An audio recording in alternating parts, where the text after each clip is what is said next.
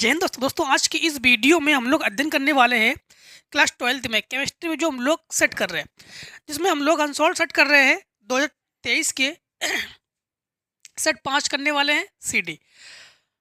फिर से वही बताएंगे आपको। आपके पास राजीव अनसॉल्व है, सेट 4 देखोगे। अग्रवाल है, सेट 5 देखोगे। हम लोग अग्रवाल सेट से पढ़ रहे हैं। आप लोग केवल क्या मैच कराओगे? सीडी मैच कराओगे, कोई भी अनसॉल्व हो। ठीक है, तो हम लोग सीडी सेट को कर रहे हैं, जिसमें हमारे पास पहला क्वेश्चन इस प्रकार से है, शुद्ध जल की मोलरता है। ऑप्शन नंबर पहला है 5.556, फिर 55.56, 0.1881 मोल। ठीक है, शुद्ध जल की मोलरता। तो मोलरता विलय के मोल बटे विलायक का मोल, विलयन का कुल मोल। सबसे पहले मोल चाहिए, तो जल का अणुभार क्या होता है? जल का अणुभार होता है 18। ठीक है, जब इसकी मोलरता बताए, मोलरता जो है, शायद मोलरता भी क्वेश्चन है आपके, इसके भी न्यूमेरिकल हम लोग सॉल्व करेंगे अभी, उसको बताएंगे। क्वेश्चन नंबर आपका 5 में का मोलर उलयन स्थिरांक वगैरह है। चलो जो भी हो, तो इसमें ऑप्शन जो है आप लोग दूसरे को करेक्ट करवाओगे, मतलब दूसरे को करेक्ट करोगे। 55.56 मोल लीटर इनवर्स। इसके बाद पहले का खा है विशिष्ट चालकता की इकाई क्या है? तो सीमेंस इनवर्स, ओम इनवर्स, मतलब थर्ड ऑप्शन। हाँ, थर्ड ऑप्शन को आप लोग करेक्ट करोगे। इसके बाद क्वेश्चन नंबर 1 के जो गा है, अधिकतम संख्या में यौगिक बनाने वाली उत्कृष्ट गैसें है। जो उत्कृष्ट गैसें है, हीलियम, नियॉन, आर्गन, जेनॉन, ये सब हटा दिए गए इस बार नहीं है उत्कृष्ट गैसें। ठीक है, अक्रिय गैसें। तो फिर भी आपको बता देते हैं, जो पहले का गा है, इसमें दूसरा ऑप्शन सही है, जेनॉन यानी XE। इसके बाद क्वेश्चन नंबर 1 का घा, रंगीन आयनों का निर्माण निम्न में से किसकी उपस्थिति के कारण संभव होता है? तो अयुग्मित इलेक्ट्रॉन, युग्मित। देखो, जब अयुग्मित इलेक्ट्रॉन है तभी रंगीन कर पाएंगे ना हम लोग। डी ब्लॉक के तत्व में पढ़ा चुके हम लोग, चुंबकीय अनुचुंबकीय वाले में, चुंबकीय प्रतिचुंबकीय वाले में। तो पहला ऑप्शन हमारे पास करेक्ट है। इंडिया नंबर में है RCOOAg रिएक्शन Br2 की उपस्थिति में, और CCl4 कार्बन टेट्रा क्लोराइड की उपस्थिति में RBr क्या कहलाती है? तो सिंपल अभिक्रिया है, हुंस डीगर अभिक्रिया कहलाती है, जो कि कई बार टिप्पणियों में बता चुके आपको हम। 4 नंबर में एमिनो अम्ल के निर्माण में इकाई है। एमिनो अम्ल देखो, नंबर 1 कार्बोहाइड्रेट, प्रोटीन। तो प्रोटीन जो है, यही है एमिनो अम्ल के निर्माण में संरचनात्मक इकाई है प्रोटीन। ठीक है, इसके बाद क्वेश्चन नंबर दूसरे जो का है, सिल्वर FCC। तो इसको तो हम लोग कई बार बता चुके आपको, FCC, BCC, CCP या HCP। ये जो है, ये NCERT ने, ये पहले आपका पहला फर्स्ट चैप्टर था, ये ठोस अवस्था, जो कि इस बार नहीं है आपके सिलेबस, सही है, NCERT ने हटा दिया है, तो इसको हम लोग फिर पढ़ेंगे नहीं। क्वेश्चन नंबर दूसरे खा में है, एक अवाष्पशील विलेय का मोलर द्रव्यमान 40 ग्राम प्रति मोल। ठीक, चलो इसको करते हैं। तो लिखेंगे उत्तर 2 और खा, लिखेंगे हम लोग उत्तर 2 और खा। दूसरे के खा में सबसे पहली बात तो है, जो आपके पास दे दिया जाए बस उसी को ही हम लोग लिखेंगे। ठीक, तो इन्होंने कहा है कि एक अवाष्पशील विलेय पदार्थ के मोलर द्रव्यमान 40 ग्राम मोल इनवर्स है। मोलर द्रव्यमान को हम लोग यम से लिखते हैं ना, तो लिखेंगे उसको हम लोग यम, और सफिक्स में बी बराबर हम लोग कहेंगे 40 ग्राम मोल इनवर्स। ठीक, इसके बाद उस द्रव्यमान की गणना कीजिए, जिसको 114 ग्राम ऑक्टेन में, 114 ग्राम भार, मतलब हम लोग कहेंगे इसको WA 114 ग्राम। ठीक, और ऑक्टेन में घोलने पर 80% तक कम हो जाता है। 80 80% तक कम हो जाता है। तो एक चीज़ ध्यान रखना, फिर हमारे पास इसमें 40 ग्राम है और उस द्रव्यमान की गणना की जिसको आप लोग कहोगे कि मतलब डब्ल्यू बी हम लोग यहाँ पर क्वेश्चन मार्क करेंगे, ये हमसे पूछा है, तो फिर एम ए क्या होना चाहिए? तो ये 114 है तो इसको हम लोग 114 लेंगे ग्राम मोल इनवर्स। अब इसमें कंडीशन हमें समझना पड़ेगा। इसमें इन्होंने ये कंडीशन दिया है, सबसे पहले तो 80% कम हो जाता है। सबसे पहले वाष्प दाब का फार्मूला क्या होता है पहले आपको ये बताते हैं हम। हाँ, वाष्प दाब, वाष्प दाब का फार्मूला होता है M A into W B बटे एक बार ए बी फिर से वही ए बी, तो हम लोग कहेंगे कि W A into M B. ठीक, अब इन्होंने ये दिया है 80% कम हो जाता है, मतलब हम लोग वाष्प दाब तो 100 माइनस 80 बटे 100, ये तो हुआ वाष्प दाब। यम ए का मान क्या है हमारे पास 114, डब्ल्यू बी का मान क्या है हमारे पास, डब्ल्यू बी हम लोग ज्ञात करने वाले हैं, बटे डब्ल्यू ए का मान क्या है हमारे पास, डब्ल्यू ए का मान है 114 और एम बी का मान क्या है 40। इससे ये कैंसिल कर देंगे, ये हमारे पास घटकर हुआ 20 बटे 100 इंटू डब्ल्यू बी बटे 40। इसे गुणा में ले जाओ तो डब्ल्यू बी बराबर हम लोग कहेंगे 20 इंटू 40 बटे 100। इससे ये कैंसिल कर लेंगे तो हम लोग कहेंगे कि डब्ल्यू बी बराबर 4 दूनी 8। ठीक, मात्रक ग्राम। आई बात क्लियर? समझ गए ना आप लोग? अब देखो इसी के अकॉर्डिंग क्वेश्चन को आगे हम लोग देखते हैं। आगे क्वेश्चन क्या है?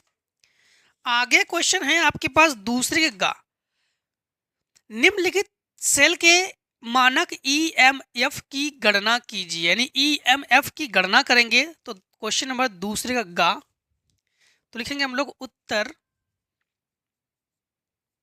2 और गा।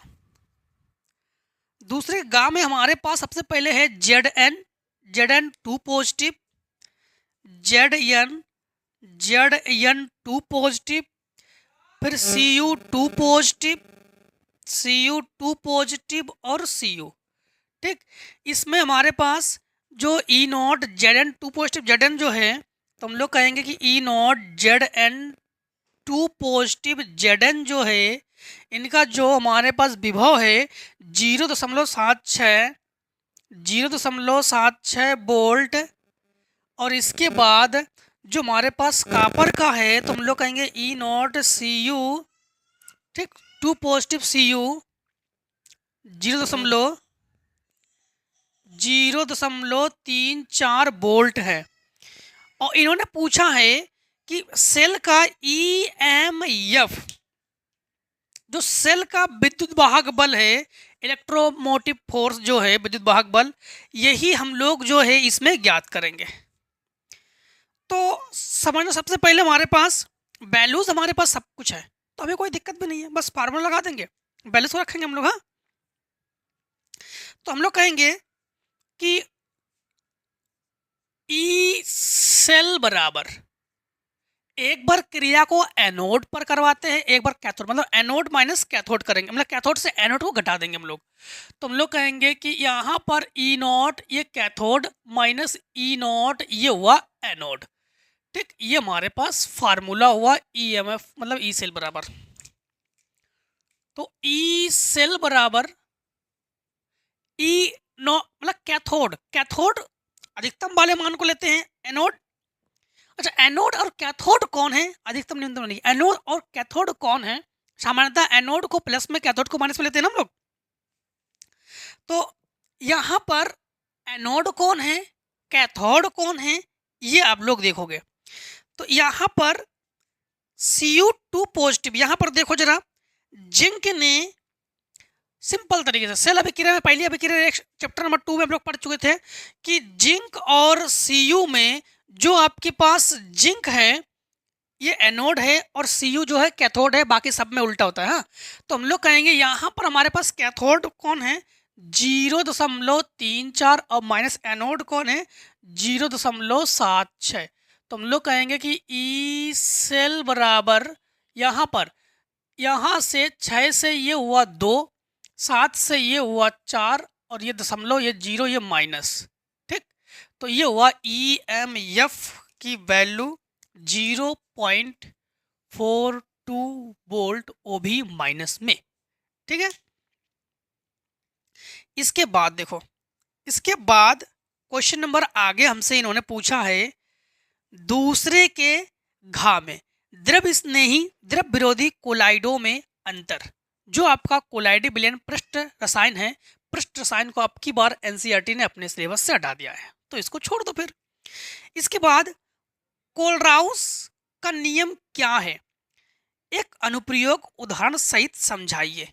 दो, कोलराउस का नियम क्या है, अनंत अनुता पर जो विद्युत अपघट्ट है, अनंत अनुता पर जो चालकता है ना, अनंत तनुता पर चालकता जो है उसी के मोलर चालकता जो है उसी मोलर चालकता के धन आयन और ऋण आयन के योग के बराबर होता है, उसे हम लोग कहते हैं कोलराउस का नियम।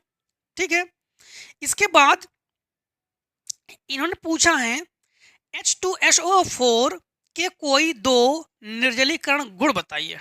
H2SO4 सल्फ्यूरिक अम्ल के निर्जलीकरण के दो गुण। इसी के नीचे देखो फिर से एक बार इन्होंने क्वेश्चन दिया गया तीसरे का गा में FeSO4 बिलियन NH4 का होल ट्वाइस SO4 बिलियन का 1.1 मोलर अनुपात में मिश्रण Fe2 पॉजिटिव आयनों का परीक्षण देता है, परंतु CuSO4 तथा जलीय अमोनिया NH3 का होल 1:4 यानी 1:4 मोलर अनुपात में मिश्रण Cu2 पॉजिटिव आयनों का परीक्षण नहीं देता है, क्यों?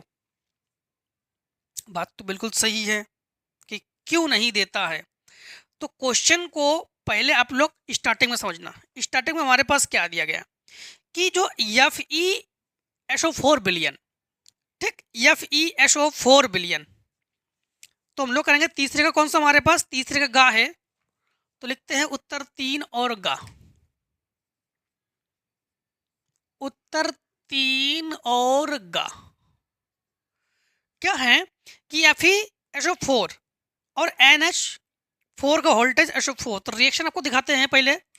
जो FeSO4 है फेरस सल्फेट, और कौन है हमारे पास NH4 का वोल्टेज SO4, NH4 का वोल्टेज SO4 अमोनियम सल्फेट, ठीक, का बिलियन 1:1 मोलर अनुपात में मिश्रण Fe2 पॉजिटिव आयन परीक्षण देता है।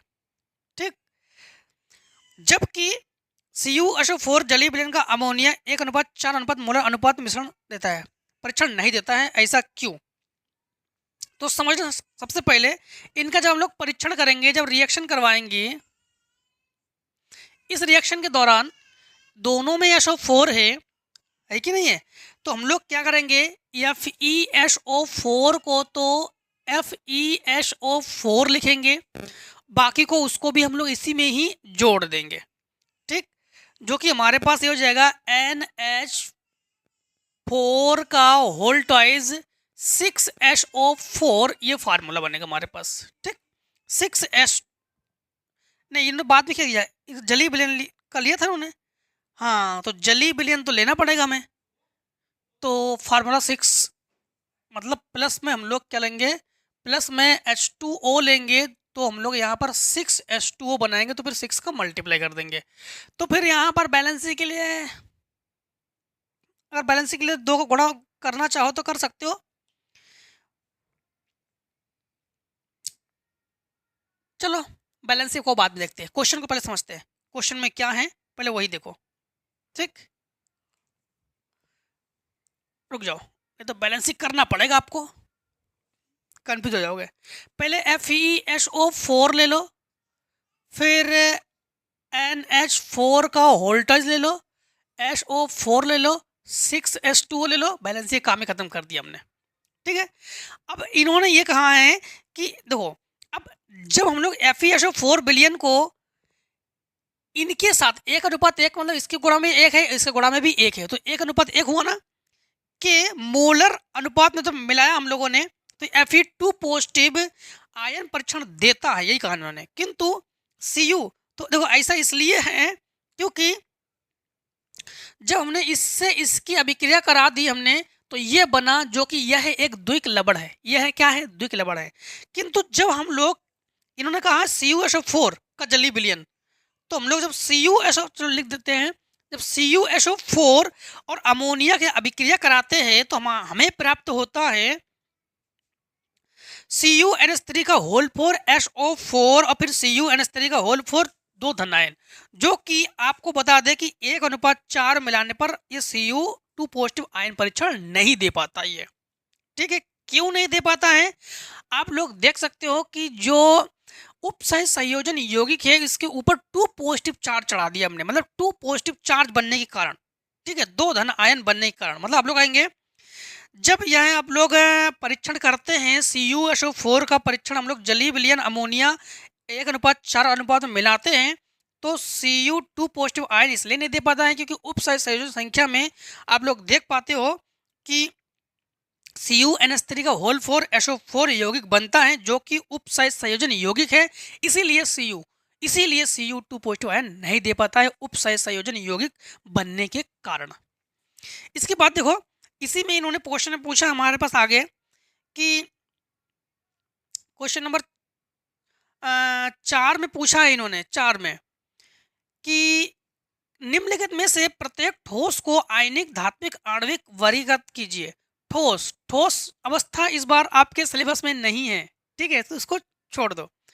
इसके बाद क्वेश्चन नंबर 4 का खा, कारण सहित समझाइए। फेरिक क्लोराइड FeCl3 से प्राप्त FeOH का होल्टाइज का कोलाइडी विलयन। तो कोलाइडी विलयन चैप्टर यानी पृष्ठ रसायन जो है, चैप्टर जो है इस बार आपके सिलेबस में नहीं है, तो इसको भी आप लोग छोड़ दो। जल के शोधन में फिटकर का प्रयोग भी छोड़ दो, और नदियों में समुद्र में मिलते समय डेल्टा का निर्माण, इससे भी छोड़ दो, ये भी नहीं है आपके पास सिलेबस में, वही एक ही चैप्टर से ही है। फिर समुद्र में मिलाते डेल्टा का निर्माण, हाँ, तो ये सब एक ही चैप्टर से है, तो इसको आप लोग छोड़ दो। चौथे का नहीं, खा, कारण से समझाइए। फिर चौथे का गा में है, संक्रमण धातुओं की परमाणु त्रिज्याएं किस श्रेणी में, मतलब किस प्रकार परिवर्तित होती है और क्यों। देखो, जब ऊपर से हम लोग नीचे आते हैं ना, संक्रमण तत्वों में जब ऊपर से नीचे आते हैं तो उनके परमाणु क्रमांक के बढ़ने के साथ साथ उनकी परमाणु त्रिज्या में भी परिवर्तित होती है। यानी परमाणु त्रिज्या जो है ऊपर से नीचे आने पर या नीचे से ऊपर जाने पर उसकी त्रिज्याओं में परिवर्तन आ जाता है, मतलब त्रिज्या बदलती रहती है, ठीक है।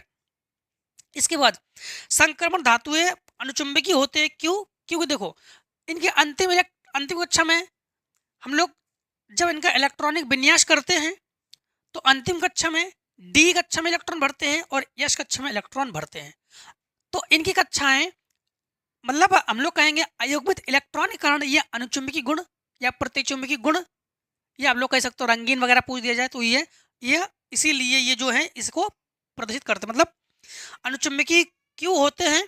क्योंकि अयुग्मित इलेक्ट्रॉन के कारण। इसके बाद संक्रमण तत्व विभिन्न ऑक्सीकरण अवस्थाएं प्रदर्शित करते हैं, क्यों? क्योंकि यश के एक इलेक्ट्रॉन जो है हम लोग डी कक्षक में भरते हैं, जिसके कारण इसे संक्रमण तत्व भी कहते हैं, और इसलिए ये अनेक ऑक्सीकरण अवस्थाएं भी प्रदर्शित करते हैं, ठीक है। इसके बाद क्वेश्चन नंबर देखो चौथे का घा, रासायनिक समीकरण देते हुए सिद्ध कीजिए कि ग्लूकोज अणु में 5 OH समूह तथा 1 CHO समूह उपस्थित होते हैं। ग्लूकोज से रजत दर्पण कैसे बनता है? ठीक है, रजत दर्पण इन्होंने पूछा है कि ग्लूकोज से हम लोग क्या बनाएंगे। ग्लूकोज से जो है रजत दर्पण बनाओगे आप लोग।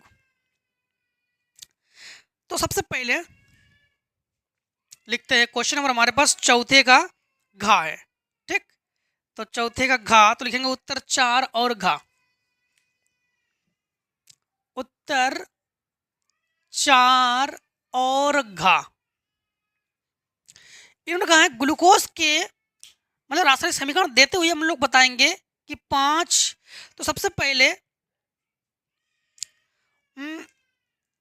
इन्होंने कहा है कि ग्लूकोज के जो समीकरण देते हैं, ग्लूकोज के 5 OH समूह, ठीक, OH समूह तथा CHO समूह उपस्थित होते हुए ग्लूकोज के रजत दर्पण कैसे प्राप्त करते हैं हम लोग?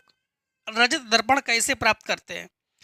सबसे पहले समझना कि ग्लूकोज टालेन अभिकर्मक के साथ ऑक्सीकरण पर ग्लूकोनिक अम्ल देता है, जिससे ग्लूकोज के समान 6 कार्बन परमाणु उपस्थित होते हैं। इससे सिद्ध होता है कि ग्लूकोज में उपस्थित कार्बोनिल समूह एल्डेहाइड समूह भी है, जो इन्होंने कहा है कि CH समूह उपस्थित होता है।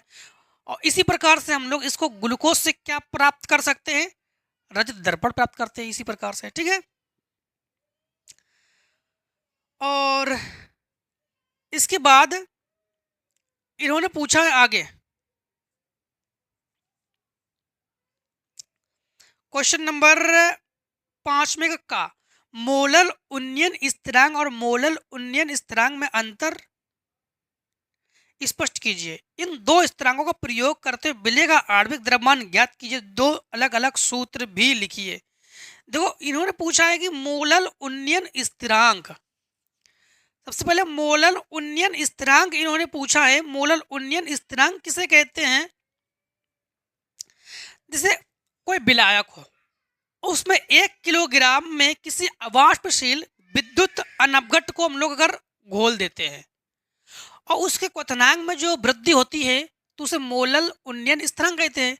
उसके क्वथनांक में अगर कमी आती है तो मोलल अवनमन स्थिरांक कहते हैं, ठीक। इसके बाद इन्होंने कहा है कि प्रयोग करते हुए अलग अलग सूत्र, मतलब सूत्र भी इसको दिखाइए। तो देखो सूत्र कैसे लिखोगे आप लोग, तो आपके पास दोनों के सूत्र दिखाओगे। 5 में कहा है, तो लिखते हैं यहाँ पर उत्तर 5 और का। तो देखो दोनों सूत्र लिखेंगे हम लोग। सबसे पहले हम लोग लिखेंगे मोलल उन्नयन स्थिरांक, और तो डेल्टा टीबी बराबर, जो कि हम लोग निगमन क्या नाम न्यूमेरिकल्स में भी कई बार हम लोग कर चुके हैं, ठीक है। डेल्टा टीबी बराबर 1000 इंटू केबी, जहाँ केबी क्या है, ये स्थिरांक है, बटे डब्लू बटे नहीं इंटू डब्लू बटे यम इंटू कैपिटल डब्लू, ठीक। तो ये तो हो गया हमारे पास डेल्टा टीबी के लिए। डेल्टा टी और यम के लिए एक फार्मूला लिखेंगे हम लोग, या TF के लिए भी फार्मूला कह सकते हैं। तो हम लोग कहेंगे 1000, सेम वही है, यही है 1000 केबी इंटू डब्लू बटे यम इंटू डब्लू, ठीक है। तो यह कह सकते हैं हम लोग, यहाँ पे हम लोगों ने m का मान निकाला है, तो डेल्टा टीबी इंटू डब्लू, ठीक। इन्होंने कहा था कि फार्मूले से दर्शाइए। जहाँ केबी क्या है, जहाँ केबी क्या है, मोलल उन्नयन स्थिरांक, और सॉरी डेल्टा टीबी पहले बताते हैं। डेल्टा टीबी क्या है? डेल्टा टीबी है क्वथनांक में उन्नयन। डेल्टा टीबी क्या है? क्वथनांक में उन्नयन। फिर से एक बार, डेल्टा टीबी क्या है? क्वथनांक में उन्नयन। केबी क्या है? केबी है मोलल उन्नयन स्थिरांक। और इसके बाद जो स्मॉल डब्लू क्या है? विलेय का द्रव्यमान, और विलेय का भार, और स्मॉल ये विलेय का द्रव्यमान है, और मतलब विलेय का आणविक द्रव्यमान है, और ये क्या है? विलायक का भार है। यानी विलायक का द्रव्यमान भी कह सकते हो, विलायक का भार भी कह सकते हो, ठीक है। इसके बाद क्वेश्चन नंबर देखो आगे हमारे पास 5 में खा नंबर में ओस्टवाल्ड विधि द्वारा नाइट्रिक अम्ल के औद्योगिक उत्पादन का वर्णन कीजिए। तो ओस्टवाल्ड विधि तो इस बार आपके सिलेबस में है नहीं, तो इसको छोड़ सकते हो आप लोग। इसके बाद 5 में का गा नंबर में IUPAC नेम बताना है। तो हम लोग लिखेंगे उत्तर 5 और गा।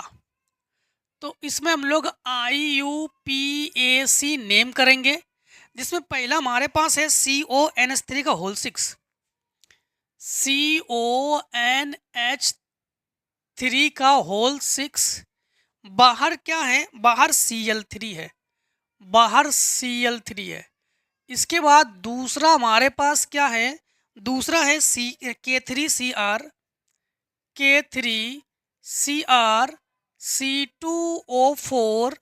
C2O4 का होल थ्राइस। तीसरा हमारे पास क्या है? तीसरा है PTNS3 का होल ट्वाइस, PTNH3 का होल ट्वाइस, ठीक, होल ट्वाइस Cl2, ठीक। इसके बाद NiCO4, चौथा है NiCO4। देखो इसमें जब हम लोग IUPAC नेम करेंगे, सबसे पहले हम लोग लिगेंडो का नामकरण करते हैं। तो उसमें हमारे पास ये 6 का मतलब क्या हुआ, हेक्सा। तो हम लोग क्या लिखेंगे, हेक्सा, इसे कहते हैं एमीन। एमीन या एमीन जो भी कहोगे, हेक्सा एमीन। अब जो CO है उसकी ऑक्सीकरण संख्या भी निकालते हैं हम लोग, तो उसका नामकरण करते हैं हम लोग। तो कोबाल्ट, तो उसको तो कोबाल्ट तो कहेंगे ही, कोबाल्ट। और इसकी ऑक्सीडेशन नंबर चाहिए हमें, ठीक। तो सबसे पहले ऑक्सीडेशन नंबर के लिए CO इसको यक्स मान लेंगे, और 6 इंटू इसका हो गया 0, और प्लस 3 इंटू -1 बराबर 0। उसको पच्छांता कर दोगे तो यक्स बराबर 3, तो ऑक्सीजन संख्या हो जाएगी इसकी 3। और Cl का मतलब क्या हो गया, क्लोराइड। Cl का मतलब क्या हुआ, क्लोराइड, तो इसको लिखेंगे क्लोराइड, ठीक। अब इसमें मोनोडाई ट्राई, अच्छा, बाहर धातु होने पर उसका नाम पहले, उसको सामान्य नाम में देते हैं। तो पोटेशियम, इसको लिखेंगे पोटेशियम। 3 होने पर मोनोडाई ट्राई, ट्राई लिखेंगे, ठीक है। तो पोटेशियम ट्राई, ट्राई। C2O4 ऑक्सिलेटो, तो हम लोग कहेंगे ट्राई ऑक्सिलेटो, ठीक। अब ये हुआ क्रोमेट, इसकी ऑक्सीडेशन नंबर, तो देखो क्रोमेट इसकी भी देखो, इसकी हो गई 3, तो 3 इंटू 1, सॉरी मतलब पोटेशियम का 1, तो 3 इंटू 1, और इसका यक्स और इसका 0, तो मतलब इसकी भी 3 है। ऑक्सीजन नंबर इसकी भी क्या होगी, 3। तो हम लोग कहेंगे क्रोमेट 3, और बस 3 ही है। इसमें इसको एमीन पढ़ेंगे, इसको क्लोरीन पढ़ेंगे। तो C पहले आता है कि A पहले आता है, तो A पहले आता है, तो उसी का नाम पहले लिखेंगे हम लोग। तो 2 होने पर डाई पढ़ेंगे हम लोग, तो इसको पढ़ेंगे हम लोग डाई एमीन, फिर डाई क्लोर, डाई एमीन, और इसको अब क्लोरीन नहीं पढ़ेंगे हम लोग, इसको हम लोग पढ़ेंगे क्लोरिडो। तो डाई क्लोरिडो। अब इसको पढ़ेंगे प्लेटिनम, प्लेटिनम। इसकी ऑक्सीडेशन नंबर चाहिए, तो समझना, इसकी x और इसकी 0, और इसकी ऑक्सीकरण संख्या होगी 2 इंटू -1 मतलब 2, तो ये हो गई हमारे पास 2, ठीक। अब इसमें आ जाओ, ये एक बच्चा कलर सही है, NiCO4, ठीक है। तो सबसे पहले मोनोडाई ट्राई टेट्रा, तो इसको पढ़ेंगे हम लोग टेट्रा, ठीक। इसको पढ़ेंगे कार्बोनिल, CO को पढ़ेंगे हम लोग कार्बोनिल, और Ni होता है निकल, तो ये हुआ निकल, और इसकी ऑक्सीकरण संख्या 0, मतलब निकल की ऑक्सीकरण संख्या 0, ठीक। तो ये तो हमारे पास IUPAC नेम जो कि हम लोगों ने किया है। अब इन्होंने कहा है कि एक एरोमेटिक कार्बनिक यौगिक A जलीय अमोनिया के साथ उपचार करने पर, गर्म करने पर यौगिक B बनाता है, जो Br2 एवं KOH के साथ गर्म करने पर अणुसूत्र C6H7N वाला यौगिक C बनाता है। ABC यौगिक की संरचनाएं और इनके नाम बताइए। मतलब यौगिक की जो संरचना है और उनका जो नाम है, ये दोनों चीज आप लोग बताओगे इनको, ठीक। तो सबसे पहले इन्होंने ये कहा है एक एरोमेटिक कार्बनिक यौगिक A। तो एरोमेटिक कार्बनिक यौगिक A जलीय अमोनिया के साथ उपचार करने पर, तो समझना, सबसे पहले हम लोग A को लिख रहे हैं। अच्छा, पहले क्वेश्चन नंबर एक बार चेक करते हैं क्वेश्चन नंबर कौन सा हमारा है। क्वेश्चन नंबर 5 में का घा है, ठीक, 5 में का घा है, लिखेंगे उत्तर 5 और घा। सबसे पहले इन्होंने कहा है कि कोई भी एक कार्बनिक यौगिक लिया और उसको अमोनिया के उपचार में, मतलब हम लोगों ने लिया बेंजोइक अम्ल ले लेते हैं C6H5OH या CH3COOH, कोई भी एसिडिक अम्ल ले लो, ठीक। तो हम लोग C6H5 एरोमेटिक की बात की गई है, एरोमेटिक में बेंजीन नहीं लेते हैं हम लोग, ठीक है। तो एलिफेटिक में हम लोग कार्बन और एरोमेटिक में हम लोग बेंजीन लेते हैं। तो C6H5COOH जो कि बेंजीन रिंग है, किसकी उपस्थिति में क्रिया कराएंगे? देखो हम कुछ नहीं कर रहे, इन्होंने कहा है कि अमोनिया की उपस्थिति में क्रिया करवाओ। इन्होंने कहा, देखो साफ साफ लिखा है इसमें, अमोनिया के साथ उपचार करने में यौगिक बी बनाता है। यौगिक क्या बनाता है? बी बनाता है। तो ये जो है ये हमारे पास ए है और यौगिक बी बन रहा है। अब बी बनाने के लिए अब हम लोग क्या करेंगे? अब यहाँ पर बात ये आती है, तो C6H5 को तो लिखेंगे हम लोग, C6H5 को तो लिखेंगे, CO को तो लिखेंगे हम लोग, CO। अब बात आती है एक O और एक H, इसी कहाँ ले जाए? तो H2O के रूप में निकाल दो, क्योंकि NH3 है तो NH2 इन्हें दे दो, तो ये हो जाएगा NH2 और प्लस एक H और ये OH, तो H2O। ये बना हमारे पास यौगिक B। अब समझना, फिर से इन्होंने कहा है B जो Br2 तथा KOH के गर्म करने पर अणु सूत्र ये बनाता है C6H7N वाला यौगिक C बनाता है। मतलब ये जो हम लोगों ने प्राप्त किया ना B को, तो B जो प्राप्त किया हमने C6H5CONH2 जो प्राप्त किया B, अब इसे जो है हम लोग क्या करेंगे, किसकी उपस्थिति में? Br2KOH, ये तो इन्होंने दिया है। हाँ, और इन्होंने ये भी दे दिया है C6H5 नहीं C6H7N बनाता है, ठीक, C6H7N बनाता है।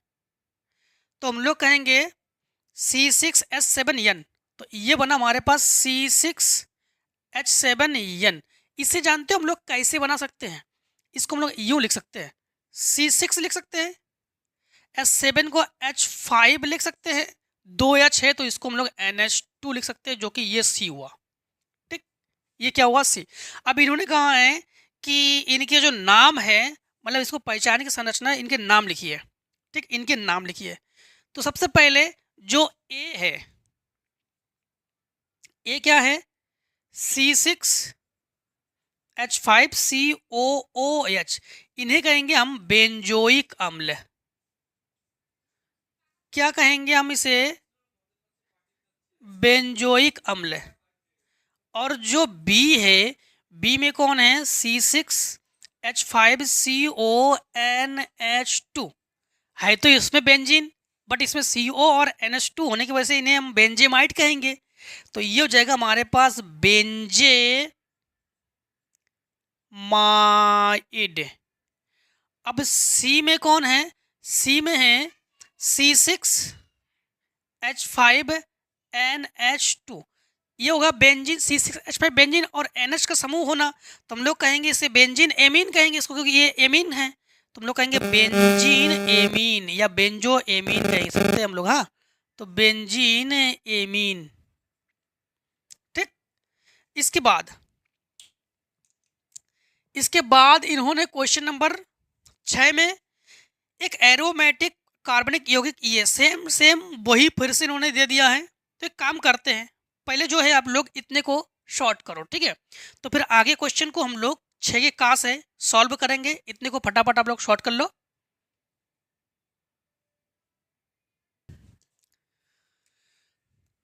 उत्तर 6 और का, 6 के का में क्वेश्चन में आपके पास इस प्रकार से क्वेश्चन है, एक एरोमेटिक कार्बनिक यौगिक, मतलब हम लोग क्या लेंगे इसमें? वही बेंजीन रिंग के साथ कुछ भी ले लेंगे, जो भी लेना है अभी बता देंगे आपको।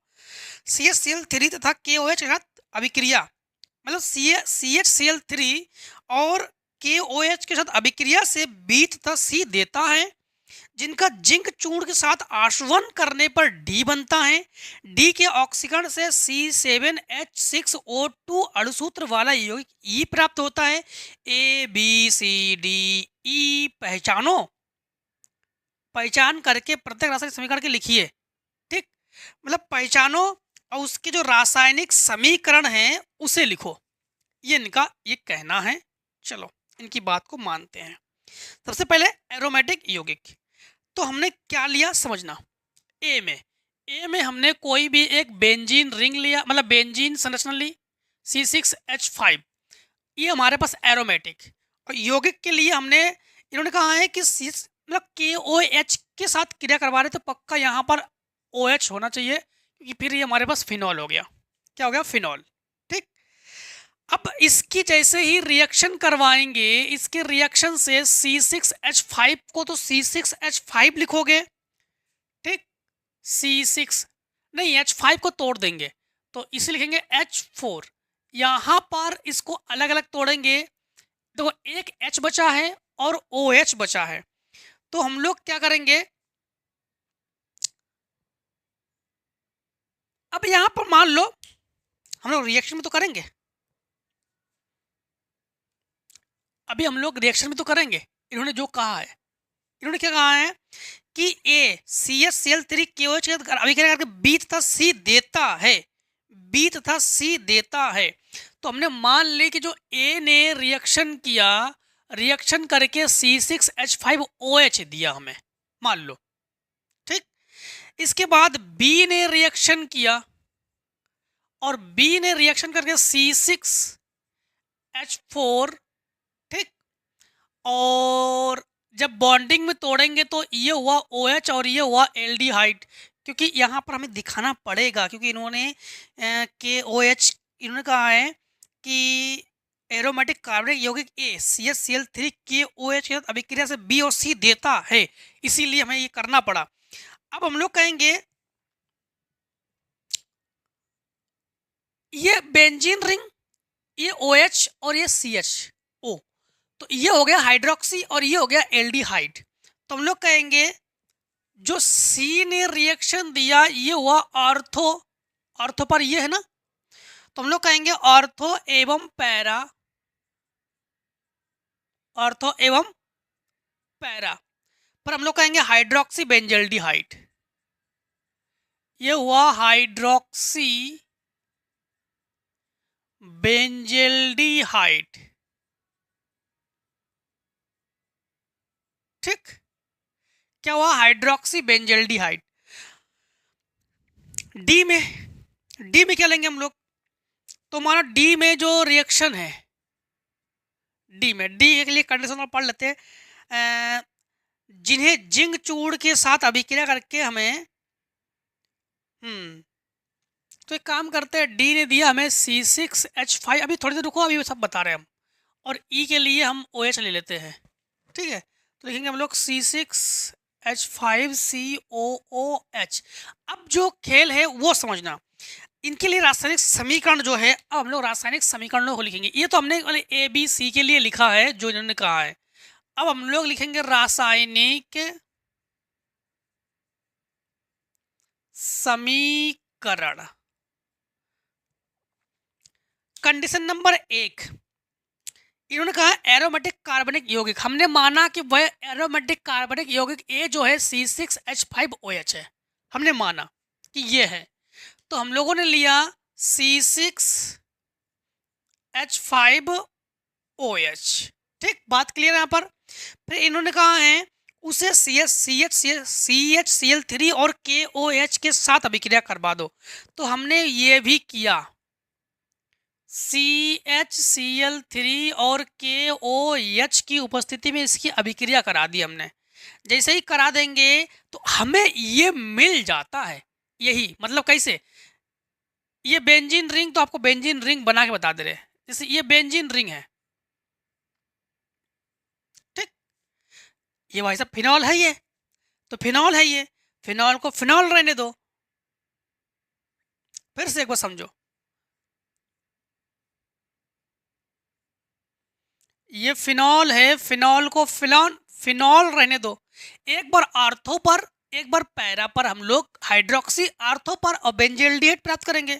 तो हम लोग कहेंगे कि यहाँ पर एक बार आर्थो पर बेंजल्डिहाइड, एक बार पैरा पर बेंजल्डिहाइड प्राप्त करेंगे, बीच में प्लस करो, ठीक, प्राप्त करेंगे, जो कि हमारे पास ये है, ठीक, ये है बी जो है, ये हमने प्राप्त किया।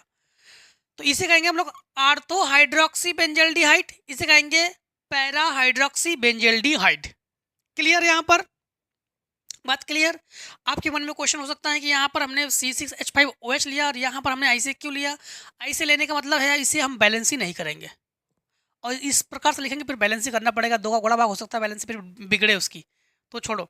इसके बाद इन्होंने देखो फिर से एक बार समझना के साथ अभिक्रिया करके B और C देता है, इन्होंने कहा B और C देता है, तो ये दिया इन्होंने B और ये दिया C, वही हमने लिखा, दोनों बराबर है, मतलब जो B का मान है वही C, मतलब ये देखो दोनों का बराबर हुआ, तो हमने ये लिखा B और C देता है, तो B दिया C दिया। ठीक है, बात क्लियर यहाँ पर? B दिया C दिया। फिर इन्होंने कहा है कि जिन्हें जिंक चूड़ के साथ अभिक्रिया करवा देंगे, जिन्हें जिंक चूड़ के साथ, मतलब अब हम लोग इन्हें प्राप्त कर चुके हैं ना हम लोग, तो ये हुआ फिनॉल, यानी फिनॉल, और ये हुआ CHO, इन्हें हम लोग किसकी उपस्थिति में? जिंक चूर्ण। इन्होंने कहा है, हमने कुछ नहीं किया, देखो इन्होंने कहा है जिंक चूर्ण के साथ आश्रित करने पर यौगिक D मिलता है, ठीक है, तो हमें यौगिक क्या मिलता है? D, तो ये चूर्ण लिया, यौगिक मिलेगा D, ठीक, यौगिक हमें क्या मिलेगा? D। जिंक के साथ क्रिया करवा रहे हैं, तो यहाँ पर हमारे पास जिंक, इसे अपघटित करके अपचयित करके इसको हटा दो, OH को, ठीक, OH को हटा दो, तो ये बनेगा केवल हमारे पास CHO, जो कि यही बना हमारे पास C6H5CHO, जिसको हम लोग कहेंगे बेंजील्डिहाइड। ये प्राप्त किया हम लोगों ने D को, ठीक, ये प्राप्त किया हम लोगों ने D को। अब इसके बाद इन्होंने कहा D के ऑक्सीकरण से C7H6O2, D के ऑक्सीकरण से, मतलब D के ऑक्सीकरण कर दो, ये D है, तो ये हुआ CHO, हमने किया ऑक्सीकरण, ये किया ऑक्सीकरण, जैसे ही ऑक्सीकरण करेंगे तो हमें ये मिलेगा बेंजीन रिंग, यानी COOH, मतलब हम लोग कहेंगे कि बेंजोइक अम्ल। तो यहाँ पर C लिखेंगे, फिर OOH, बस देखो यही हम लोगों ने लिखा, ये हमारे पास E है जो कि ये है, जो कि हमने लिखा था, ये हमारे पास D है जो कि ये है, ठीक है, ये दोनों हमारे पास, ये दोनों हैं, बाकी इसको हमने मान के किया, ठीक है, ये हम लोगों ने प्रूव कर लिया। इसके बाद क्वेश्चन में, ये तो क्वेश्चन 6 का है, क्वेश्चन नंबर 6 के अथवा भी है, अथवा में है निम्नलिखित पर संक्षिप्त टिप्पणी लिखिए, विलियमसन ईथर संश्लेषण और किडवन और पायरोलिग्नियस अम्ल से मेथिल एल्कोहल प्राप्त करना। देखो पायरोलिग्नियस अम्ल जो है ये हम लोग सेट 1 में पढ़ चुके हैं, बाकी विलियमसन सेट 2 में पढ़ चुके हैं, सॉरी विलियमसन सेट 2 में पढ़ चुके हैं, और इसके कल के वीडियो में जो हम लोग सेट 4 है उसमें भी पढ़ चुके हैं, और इसके बाद जो किडवन है सेट 3 में पढ़ चुके हैं, ठीक है। इसके बाद क्वेश्चन नंबर आपके पास 6 का खा, 6 के खा में है कि अभिक्रिया 2A + B reaction 2C + 3D के लिए C के सांद्रण में परिवर्तन की दर 1 mole litre inverse second inverse है, अभिक्रिया का वेग ABCD के सांद्रण में परिवर्तन की दर ज्ञात कीजिए। जो सांद्रण में परिवर्तन की दर है ये हम लोग इसे ज्ञात करेंगे, इनका यही कहना है। चलो इनका जो कहना है बस वो तो मानना पड़ेगा, मैं तो लिखेंगे उत्तर 6। उत्तर 6 का कौन सा है हमारे पास? 6 का हम लोग कहेंगे खा, खा का पहला दूसरा तीसरा, मतलब ये इस प्रकार से, तो खा का पहला करेंगे हम लोग, तो हम लोग कहेंगे उत्तर 6 और खा, और इसका हम लोग करने जा रहे हैं पहला। हमारे पास जो हमें रिएक्शन है, एक इन्होंने रिएक्शन दिया हमें, पहले उसे लिखेंगे हम लोग 2A plus B reaction, 2A plus B reaction, हमारे पास 2C plus 3D, 2C plus 3D, ठीक। फिर ये हो गया C के सांद्रण में परिवर्तन जो है हमारे पास, तो C के सांद्रण में परिवर्तन, तो DC बटे DT का जो मान है 0.1 mole litre inverse second inverse, mole litre inverse second inverse, ठीक, ये दिया गया है। अभिक्रिया का वेग एवं ए बी तथा डी के सांद्रण में परिवर्तन की दर ज्ञात कीजिए। सबसे पहले हम लोग कहेंगे कि अभिक्रिया के अनुसार, अभिक्रिया के अनुसार, अभिक्रिया के अनुसार इसकी जो अभिक्रिया के सांद्रण की दर है कैसे लिखते हैं ये समझना। जो ए है तो ए के सांद्रण को लिखेंगे डी ए बटे डी टी, बट जो 2 है गुणा में बस उसी को 1/2 के रूप में लिखेंगे हम लोग, तो लिखेंगे 1/2, इसे माइनस करेंगे क्योंकि अभिकारक की दर जो है धीरे धीरे, अभिकारक की दर जो है धीरे धीरे घटती जाती है, उत्पाद की जो दर है धीरे धीरे बढ़ती जाती है, इसलिए इसको धीरे धीरे हम लोग कम करते जाते हैं, इसलिए हम लोग इसको माइनस लिखेंगे। फिर हम लोग लिखेंगे बराबर, जो सी को लिखेंगे तो 1/2 DC बटे DT लिखेंगे। बात क्लियर हुआ यहाँ पर? और इसके बाद यहां पर समझना आप लोग,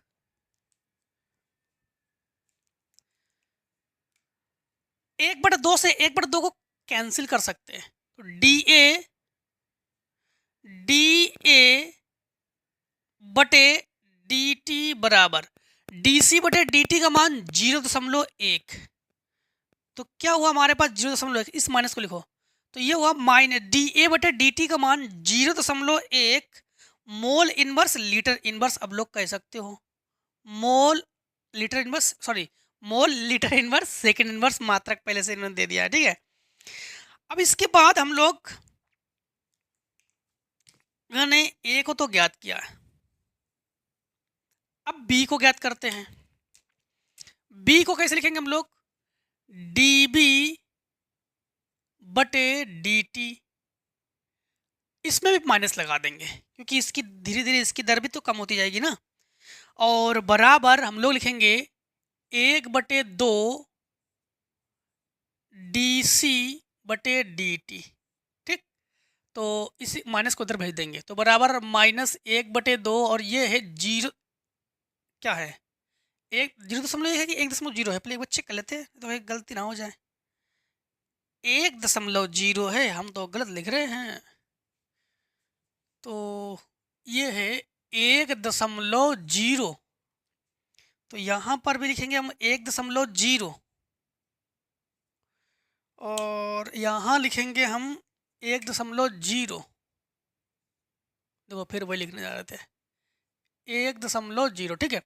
हाँ, तो यहाँ पर हम लोग लिखेंगे DB बटे DT बराबर 0.5 mole litre inverse second inverse. अब हम लोग को डी चाहिए, तो हम लोग जानते हैं DD कैसे ज्ञात करेंगे, इधर के सांद्रताओं का योग इधर के सांद्रताओं के योग के बराबर कर सकते हैं हम लोग, क्योंकि हमें चाहिए अब DD, तो हम लोग कहेंगे DD कैसे लिखेंगे समझना, या ऐसे करो, ये D तो D और D और बटे DT और 1/3 जो कि प्लस में है, बराबर हम लोग कह सकते हैं कि 1/2 और DC बटे DT, तो D और D बटे DT 3 में है, गुणा में पहुंचा दो, 3/2, और ये हो गया 1.0, ये काटोगे तो 0.5, 5 के 15 नहीं 1.5, तो DD बटे DT का जो मान है ये 1.5 mole litre inverse second inverse, ठीक। अभी ये ख़त्म नहीं हुआ, अभी अभी और है। अभी इन्होंने ये भी तो पूछा है इन्होंने कि सेकेंड वाले में सेकेंड वाले में पूछा है इन्होंने, सेकेंड वाले में 2A रिएक्शन उत्पाद इन्होंने ये दिया है। 2A रिएक्शन उत्पाद, ठीक, ये दिया गया है। इसके बाद इन्होंने कहा है कि एक ही सांद्रण जो है वो 10 मिनट में 0.5 मोल लीटर इनवर्स से घटकर 0.4 मोल लीटर इनवर्स हो जाती है। इस समय अंतराल में अभिक्रिया का वेग जो है ये ज्ञात कीजिए। अच्छा जी, तो सबसे पहले हम लोग क्या लिखेंगे? ए को लिखेंगे 1/2 माइनस लिखेंगे डी लिखेंगे बटे डी टी लिखेंगे, जो कि ए के लिए सांद्रण और दर दोनों है ए के लिए, ठीक। बराबर हम लोग क्या लिखेंगे? बराबर समझना, इन्होंने जो कहा बस वही करेंगे। 0.5 मतलब 10 मिनट में 0.5 से 0.4, तो 0.5 से 0.4 तो -1/2, इसकी जगह लिखेंगे 0.4 माइनस 0.5 बटे कितने समय में 10 मिनट में ना, तो 10 मिनट को लिखेंगे हम लोग 10 मिनट इंटू 60, मतलब ये हुआ सेकेंड। इन दोनों को घटा लेंगे, तो जब घटा लेंगे तो लिखेंगे -1/2 इंटू ये घटा देंगे तो 0.1, तो -0.1/10 इंटू 60, तो इसको काटेंगे तो ये हुआ दशमलव हटा के एक जीरो बढ़ा लो तो ये हुआ 0.5, दशमलव हटा के और एक जीरो बढ़ा लो तो ये हुआ हमारे पास 5 दूनी 10, तो ये हुआ 1/6 दूनी 12,000। अब 12,000 का भाग हम लोग एक में देंगे, ठीक। लेकिन इन्होंने क्या कहा है कि 60 सेकेंड, हाँ, तो जब हम लोग 12,000 का भाग एक में देंगे तो थोड़ा सा कैलकुलेटर का सहारा ले लेते हैं। 12,000 यानी एक भाग करेंगे 12,000, तो भाग करने के बाद 8.33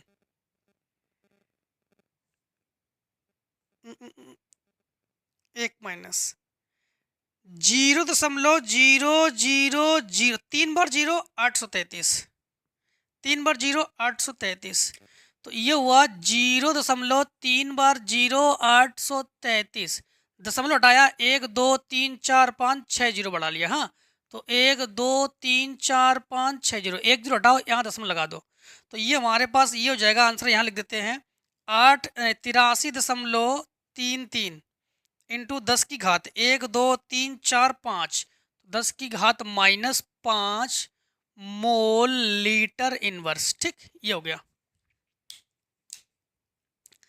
ये हुआ आंसर। इसके बाद ये तो था आपके पास 6 का खा, और इसके बाद देखो 6 के खा का इन्होंने पूछा है अथवा, ठीक।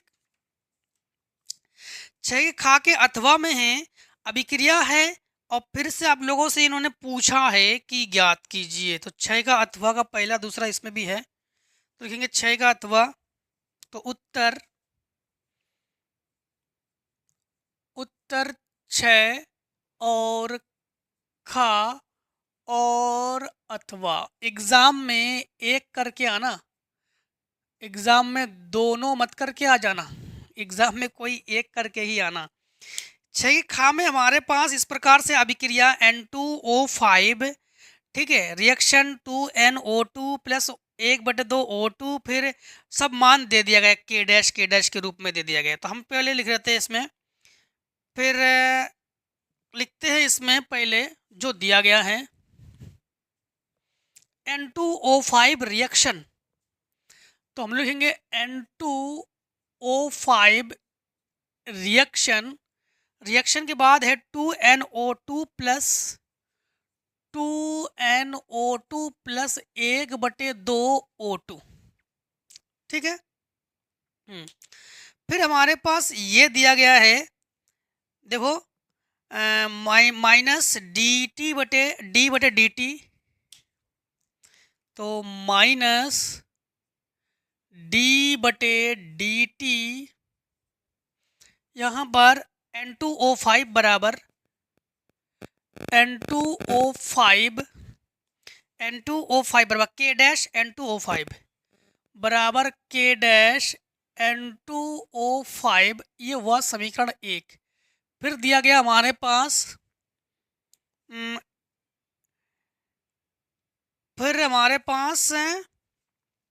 डी टी बटे डी टी NO2, डी बटे डी टी NO2, तो डी बटे डी टी NO2 बराबर ये दिया गया है K double dash N2O5, K double dash N2O5, K double dash N2O5, ये हुआ समीकरण 2। एक काम करते हैं, इसमें भी 1/2 का गुणा कर लेते हैं, तो इधर भी 1/2 का गुणा कर लेते हैं। ठीक, थोड़ा समझना, आप लोग बता देंगे अभी कैसे। फिर दिया गया ओ डी बटे डी टी O2, तो डी बटे डी टी O2 बराबर K ट्रिपल डैश N2O5। ठीक, K ट्रिपल डैश N2O5, ये हुआ समीकरण 3। इसमें 2 का गुणा करो, इसमें 2 का गुणा करो। ठीक, अब हम लोग क्या करेंगे कि ये दिया गया है, इन्होंने कहा है कि तो K dash K double dash K triple dash के संबंध में स्थापित कीजिए, कि संबंध स्थापित कीजिए, ये इन्होंने कहा है। तो सबसे पहले एक काम करते हैं, थोड़ा समझना। हम लोग कहेंगे समीकरण 1, 2 व 3 से अब समझते जाना, जो K डैश N2O5, ठीक, N2O5 सब में N2O5 है। तो इसमें हमारे पास, इसमें देखो सब में कॉमन चीजें है ना। अब एक चीज यहां पर समझना, थोड़ा सा आप लोग समझोगे तो पूरा मजा आ जाएगा आपको। यहां पर K डैश लिखेंगे बराबर, यहां पर K डबल डैश बटे 2 लिखेंगे बराबर, यहां पर 2K ट्रिपल डैश लिखेंगे। बात क्लियर यहां पर? अब हम लोगों ने आखिर ऐसा गुणा और भाग क्यों किया था, ये पहले समझते हैं। N2O5 में किसी संख्या से गुणा है तो नहीं करेंगे गुणा भाग। इसमें देखो 2 से गुणा है तो 2 से भाग करेंगे, इसमें 2 से भाग है तो 2 से गुणा करेंगे, बस इसलिए किया हम लोगों ने। ठीक, अब यहां पर एलसीएम लेंगे तो एलसीएम 2, इसमें 2 से गुणा कर देंगे तो 2K डैश, इसमें किसी से गुणा नहीं करेंगे। चाहो तो इसको रेशियो में भी बना सकते हो। ठीक है, तो बराबर ये हुआ K डबल डैश बराबर 2 दूनी 4 K ट्रिपल डैश। हर को नहीं लिखते इसमें, ठीक, हर को जो है नहीं लिखते हैं। इसके बाद देखो इन्होंने सेकेंड पार्ट में क्या कहा, सेकेंड पार्ट में कहा है कि किसी अभिकारक के लिए एक अभिक्रिया प्रथम कोटि की है, अभिक्रिया का वेग किस प्रकार प्रभावित होगा यदि अभिकारक की सांद्रता दुगुनी कर दिया जाए। तो हम लोग कहेंगे प्रथम कोटि की अभिक्रिया में अभिकारक की सांद्रता दुगुनी करने पर, इसी के सेकेंड पार्ट में, हाँ, तो प्रथम कोटि की अभिक्रिया में किसे दोगुना कर रहे हैं हम लोग, प्रथम कोटि अभिक्रिया में अभिकारक की सांद्रता दोगुनी करने पर, हाँ, तो अभिकारक की सांद्रता दोगुनी करने पर, अगर अभिकारक की सांद्रता दोगुनी कर देंगे तो वेग भी दोगुना हो जाएगा। तुम लोग कहेंगे वेग दोगुना हो जाएगा। ठीक, वेग जो है वो दोगुना हो जाएगा। अब देखो क्वेश्चन नंबर जो आपका 6 को तो कर चुके हैं, क्वेश्चन नंबर 7 है। ठीक, तो एक काम करते हैं, पहले आप लोग इतने को शॉर्ट कर लो, फिर क्वेश्चन नंबर 7 को करके सॉल्यूशन देते हैं। पहले इतने को सॉल्व कर लो। तो क्वेश्चन नंबर जो है हम लोग सातवें का करेंगे। सातवें का में हमसे देखो पूछा है कि क्या होता है जब केवल रासायनिक समीकरण देंगे। एन ब्यूटिल क्लोराइड को KOH के साथ अभिकृत किया जाता है। सबसे पहले हम लोग एन ब्यूटिल मतलब butyl meth eth pro but 4 carbon लेना जरूरी है, लेकिन इन्होंने कहा था कि एन ब्यूटिल क्लोराइड है। तो इसके लिए हम लोग क्या करेंगे, सबसे पहले कंडीशन में हम लोग ले लेंगे CH3, फिर CH2, CH3, CH2, CH2, CH2, 1 2 3 4 बार तो लेंगे। अब इसमें हम लोग क्या जोड़ देंगे, इसमें हम लोग देखो 1 2 3 4 बार तो लेंगे ही। इसके बाद इसमें हम लोग Cl जोड़ देंगे क्योंकि N ब्यूटिल क्लोराइड है। और किसके साथ, KOH के साथ। तो किसके साथ, KOH के साथ, पोटेशियम हाइड्रोक्साइड। ठीक, इसके बाद इन्होंने कहा कि के साथ अभिकृत किया जाता है। जब इसके साथ हम लोग अभिकृत करेंगे तो K ले लेगा Cl, तो ये बनेगा हमारे पास KCl, और ये OH और इससे किसी एक H को दे दो तो वो बनेगा हमारे पास H2O जो कि जल है। तो हम लोग कहेंगे प्लस H2O। अब हमारे पास बचा क्या, CH3, CH2, बट यहाँ पर केवल CH बचा। तो इसे हम लोग कैसे लिखेंगे समझना, CH3 सिंगल बॉन्ड CH2, फिर सिंगल बॉन्ड CH2, फिर डबल बॉन्ड CH, क्योंकि 4 बंद होने चाहिए। ठीक, फिर इसके बाद इन्होंने सेकेंड कंडीशन में कहा है शुष्क ईथर की उपस्थिति में ब्रोमोबेंजीन की मैग्नीशियम से अभिक्रिया होती है। मतलब Mg किसकी उपस्थिति में, शुष्क ईथर उपस्थिति में ब्रोमोबेंजीन। ब्रोमोबेंजीन का मतलब एक बेंजीन रिंग बना लो। ठीक, ये बना लिया हमने बेंजीन रिंग, और ये हुआ ब्रोमोबेंजीन किसके साथ, Mg। अब ये तो हमारे पास ग्रिग्नॉर्ड अभिकर्मक है ही है। ठीक है, तो शुष्क ईथर तो ऐसे भी लेते हैं हम लोग, ये अगर ना भी देते तब भी हम लोग लिखते हैं शुष्क ईथर, क्योंकि ये ग्रिग्नॉर्ड अभिकर्मक है। ग्रिग्नॉर्ड अभिकर्मक बस Mg को जोड़ दो बस। ठीक है, तो Mg को जोड़ देंगे हम लोग, तो ये हुआ हमारे पास Br तो ऑलरेडी है ही, और इसमें Mg, तो Mg Br लिख दो बस। ठीक, इसके बाद इन्होंने कहा है कि एथिल क्लोराइड का जली KOH अभिक्रिया करती है। मतलब थर्ड कंडीशन में है किसके साथ, एथिल क्लोराइड C2H5Cl। तो C2H5Cl एथिल क्लोराइड किसके साथ अभिक्रिया कर लेती है, ये जली KOH के साथ अभिक्रिया करती है, KOH के साथ अभिक्रिया करेगी।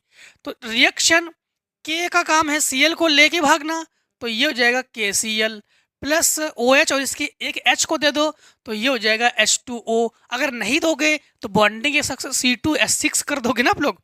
तो अगर नहीं देते हो तो एक चीज हम लोग कर सकते हैं, हम लोग यहाँ पर एथिल एल्कोहल बना सकते हैं। क्या बना सकते हैं, एथिल एल्कोहल। ठीक, तो ये बनेगा हमारे पास C2H5OH, C2H5 ये OH, और ये क्या Cl।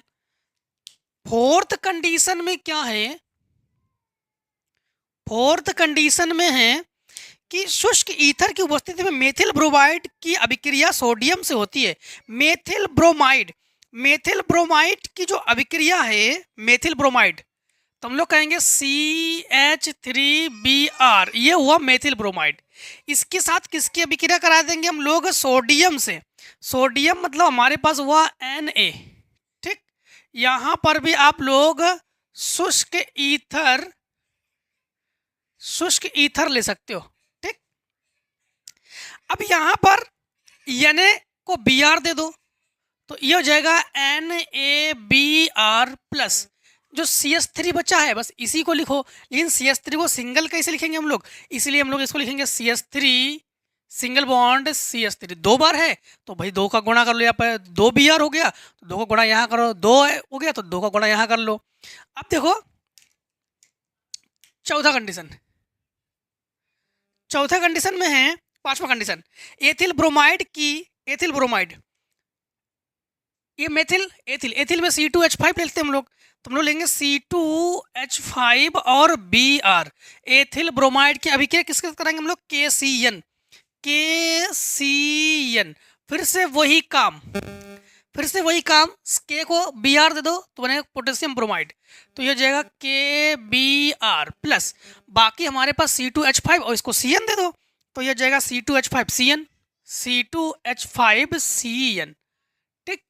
अब देखो सातवें के काम में केवल रासायनिक समीकरण था, अब के बाद सातवें खा में है, नहीं खा नहीं, इसका अथवा भी है। क्लोरोबेंजीन को निम्न में से कैसे परिवर्तित करेंगे, केवल रासायनिक समीकरण दीजिए, benzene, phenol, toluene, aniline, diphenyl, मतलब केवल रासायनिक समीकरण ही देंगे हम लोग, ठीक है। तो लिखेंगे उत्तर 7 में का अथवा, तो उत्तर 7 और का और अथवा, 7 में का अथवा। नंबर 1 इन्होंने क्या कहा है समझना, हम लोग क्या करेंगे, क्लोरोबेंजीन को निम्नलिखित से कैसे प्राप्त करेंगे, बेंजीन से, ठीक, बेंजीन मतलब क्लोरोबेंजीन को निम्नलिखित से कैसे प्राप्त करेंगे, बेंजीन से क्लोरोबेंजीन। समझना सबसे पहले क्लोरोबेंजीन का फार्मूला क्या हुआ, क्लोरोबेंजीन का फार्मूला हुआ बेंजीन रिंग के साथ Cl, ठीक। हम लोग जो है केवल बेंजीन को प्राप्त करेंगे, बेंजीन को प्राप्त करने के लिए इसका हम लोग क्या कर देंगे, हाँ नवजात हाइड्रोजन के साथ इसकी क्रिया करा दो, मतलब आप लोग जो है इसको अपचयित कर देते हैं।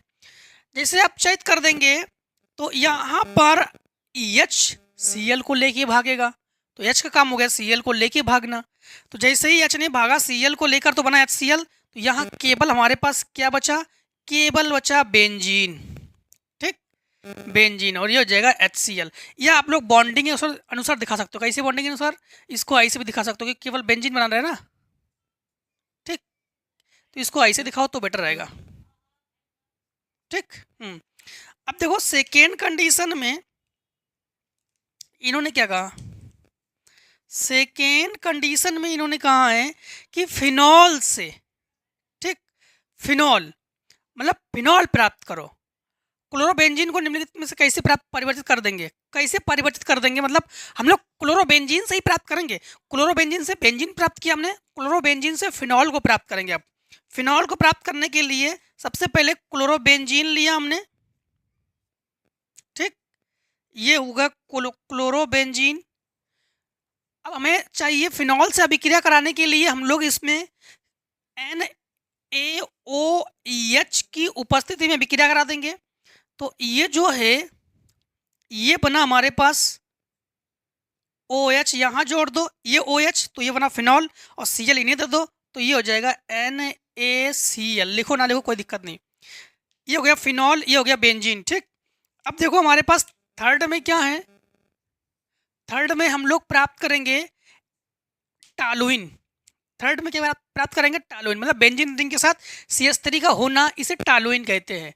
तो क्लोरोबेंजीन ले लो, तो ये लिया हमने क्लोरोबेंजीन, ठीक। अब भाई CH3 चाहिए, तो CH3 चाहिए, इसलिए हम लोग जो है CH3Cl, पहले एक काम करो सोडियम भी ले लो प्लस CH3Cl ले लो, अभिक्रिया करा देते हैं। अब उस CH3 को दे दो इसे और Na को दे दो Cl, ठीक, Na को दे दो Cl। या एक काम करते हैं हम लोग, जैसे ही हम लोग क्या करेंगे कि इसको हम लोग, हमें टॉलुइन बनाना है, सबसे पहली बात तो अगर इसमें हम लोग जल अपघटन करते हैं, भाई हमें बंध को तोड़ना ना, इसके बंध को तोड़ना पड़ेगा, तो हाइड्रोनियम आयन से या जल अपघटन से इसकी अभिक्रिया हम लोग कराएंगे, ठीक है। एक काम करते हैं, कुछ ना कराते हैं, सिंपल तरीके से कराते हैं, बेंजीन रिंग CH3 चाहिए, CH3 जोड़ दो, तो ये जोड़ा हमने CH3 प्लस Na है और इसको Cl दे दो तो हो जाएगा NaCl। हमें NaCl को यहाँ लिख देते हैं, तो ये हो जाएगा हमारे पास NaCl। ये यहाँ से हमने यहाँ लिखा है, ठीक। तो NaCl, बस खत्म। ये टॉलुइन है। बेंजीन रिंग के साथ CH3 होना टॉलुइन कहते हैं उसको। 4 नंबर में हम लोग क्लोरोबेंजीन से क्या प्राप्त करेंगे? क्लोरोबेंजीन से एनिलीन प्राप्त करेंगे, ठीक। जो क्लोरोबेंजीन है, क्लोरोबेंजीन से हम लोग क्या प्राप्त करेंगे? एनिलीन को प्राप्त करेंगे। तो क्लोरोबेंजीन का ये फार्मूला, ये हुआ क्लोरोबेंजीन। हाँ, अब एनिलीन जो प्राप्त करेंगे, एनिलीन क्लोरोबेंजीन के साथ NH2 होना चाहिए। तो फिर हम लोग किसी NH2 वाले से अभिक्रिया करा देंगे। तो हम लोग यहाँ पर क्रिया करा देंगे NH3 + Cu2O reaction, benzene ring, ठीक। बेंजीन रिंग के साथ NH2 दर्शा दो। यहाँ पर एक चीज़ ध्यान रखना, हम लोग इसको 2 चरणों में कर सकते हैं। इससे पहले Na को यहाँ जोड़ो, फिर दोबारा HCl से क्रिया करा दो, वो भी छोड़ो, ये भी सही है, वो भी सही है, ठीक है। आप लोग 2 चरणों में करोगे तो वो भी सही है, ठीक। हाँ, तो ये बना हमारे पास NaCl, सॉरी ये बना हमारे पास एनिलीन, और Cu को एक Cl दे दो तो ये हो जाएगा CuCl+। अब ये O और ये H बचा हमारे पास, तो H2O बैलेंस ही करने की जरूरत नहीं है, Cu2Cl, ठीक। अब हम लोग क्या बनाएंगे?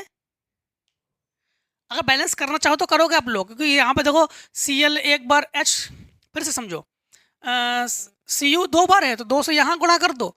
जैसे 2 गुणा करो, Cl 2 बार हो जाएगा, यहाँ पर 2 से गुणा कर दो, यहाँ पर Cl 2 बार यहाँ पर हुआ तो यहाँ पर 2 से गुणा कर दो, तो यहाँ से भी 2 से गुणा करना पड़ेगा, मैं यहाँ पर भी 2 से गुणा करना पड़ेगा। हाँ, 5वें नंबर में क्या पूछा है इन्होंने? 5वें नंबर में पूछा है इन्होंने, किससे क्या बना देंगे हम लोग? हम लोग जो है डाइफेनिल बना देंगे।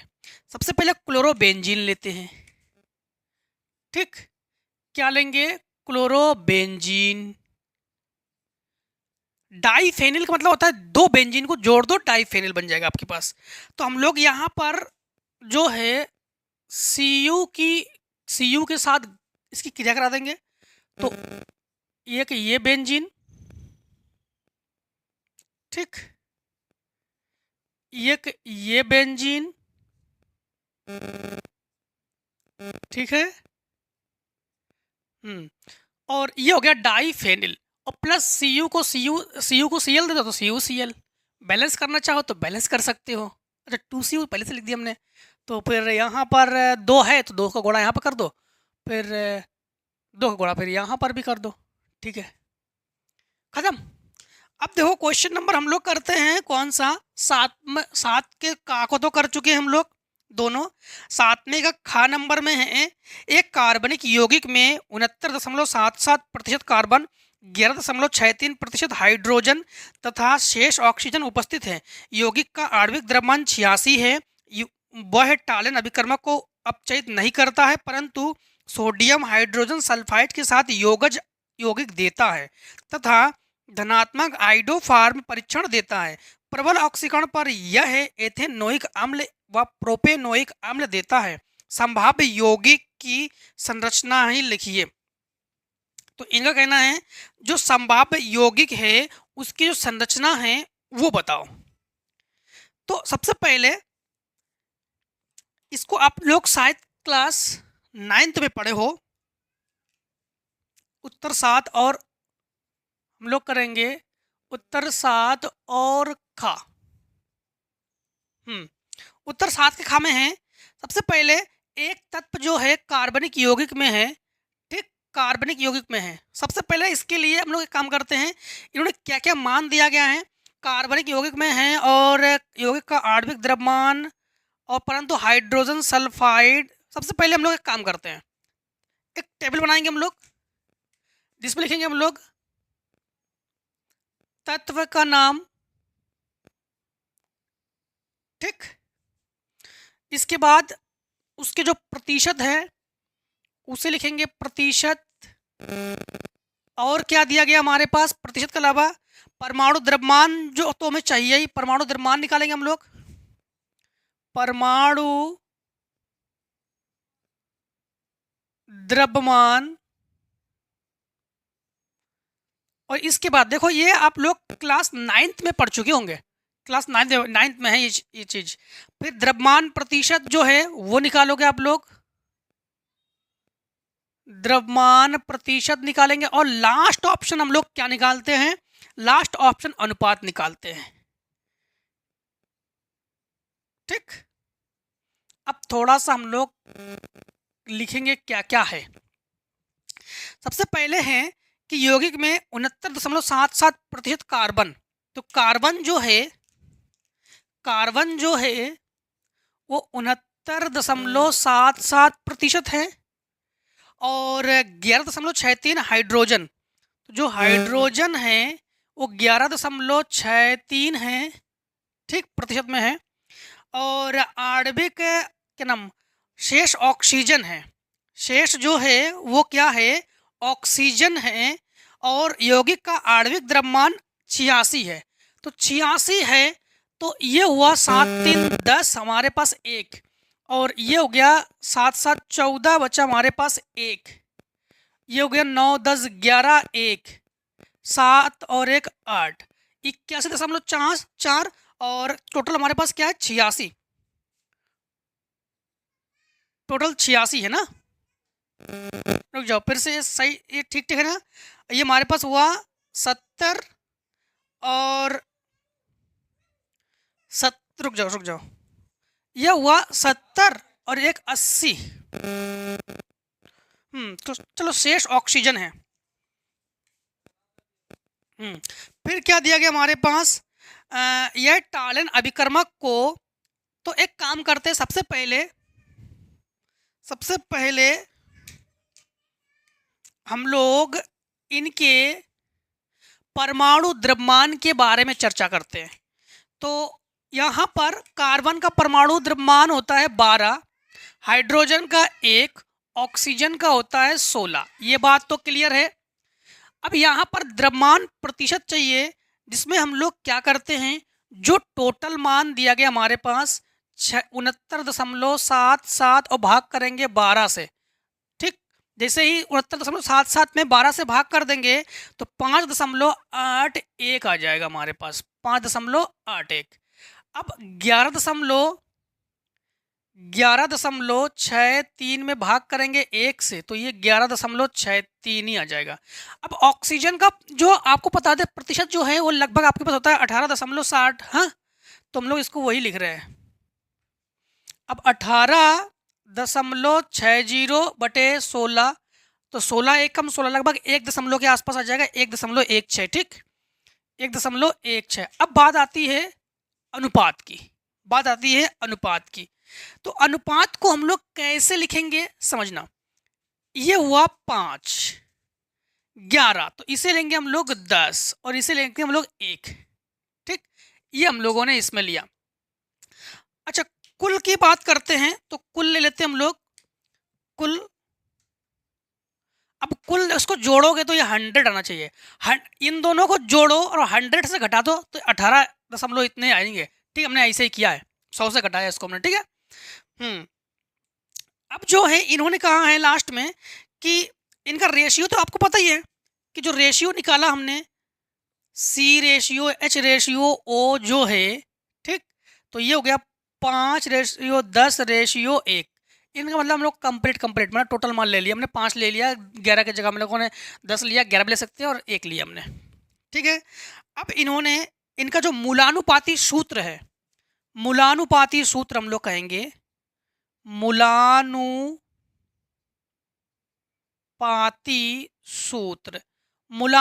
सूत्र जानते हो कैसे बनाओगे आप लोग।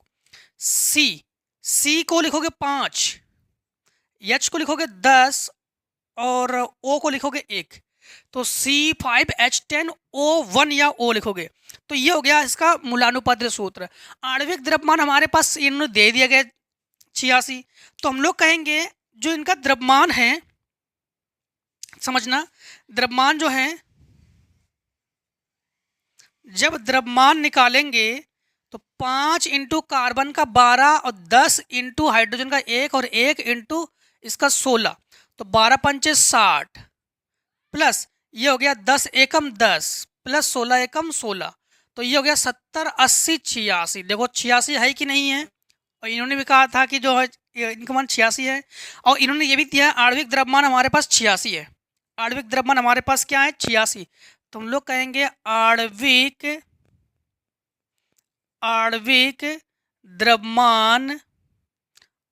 द्रव्यमान भी हमारे पास है 86।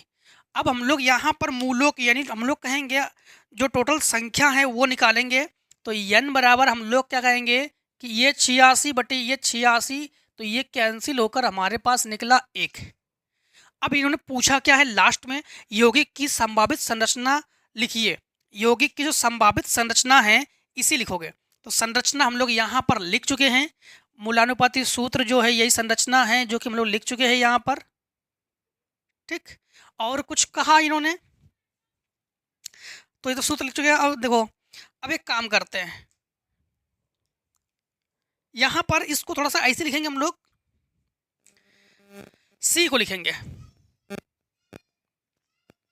सी को लिखेंगे, सी के पास O है तो O को डबल बॉन्ड दे देंगे। अब O तो एक बार है लेकिन H 10 बार है, H जो है वो 10 बार है, तो इसको हम लोग इस प्रकार से बना देंगे, समझना। CH3 क्या बना देंगे, CH3, मतलब हम लोग इसकी संरचना इस प्रकार से दिखा रहे हैं आइडोफार्म की तरह। किसकी तरह दिखा रहे हैं हम लोग, आइडोफार्म, मतलब हम लोग इसको इसलिए दिखा रहे हैं क्योंकि ये आइडोफार्म परीक्षण देता है, तो हम लोग कहेंगे यह जो है आइडोफार्म परीक्षण देता है, ठीक, इसलिए। हाँ, तो इसके बाद इन्होंने ये कहा है, बस इतना ही कहा है इन्होंने। इसके बाद देखो इन्होंने ये कहा है कि निम्नलिखित पर संक्षिप्त टिप्पणियां कीजिए। क्लेजन अभिक्रिया, कैनिजारो अभिक्रिया, रोजेनमुंड अभिक्रिया, ठीक है। क्लेजन अभिक्रिया और कैनिजारो अभिक्रिया, तो क्लेजन अभिक्रिया में हम लोग क्या करते हैं, एथिल एसीटेट लेते हैं, और एथिल एसीटेट को हम लोग क्या करते हैं कि C2H5ONa की उपस्थिति में क्रिया कराते हैं। एथिल एसीटेट लेते हैं, C2H5ONa की उपस्थिति में क्रिया कराते हैं। क्रिया के दौरान एथिल एसीटो एसीटेट प्राप्त करते हैं, जिसे क्लेजन अभिक्रिया कहते हैं। क्लेजन अभिक्रिया में एथिल एसीटेट लेते हैं और जिसको हम लोग जो है C2H5ONa, ठीक है, जिसकी उपस्थिति में क्रिया कराते हैं, और हम लोग एथिल एसीटो एसीटेट प्राप्त करते हैं, जिसको हम लोग कहते हैं क्लेजन अभिक्रिया। इसके बाद इन्होंने पूछा कैनिजारो अभिक्रिया। कैनिजारो अभिक्रिया में फॉर्मल्डिहाइड लेते हैं और इसको हम लोग सोडियम हाइड्रोक्साइड के साथ क्रिया करा देते हैं, जिसको मेथेनॉल और सोडियम फॉर्मेट प्राप्त करते हैं, इसे कैनिजारो अभिक्रिया कहते हैं। इसके बाद इन्होंने पूछा है रोजेनमुंड अभिक्रिया।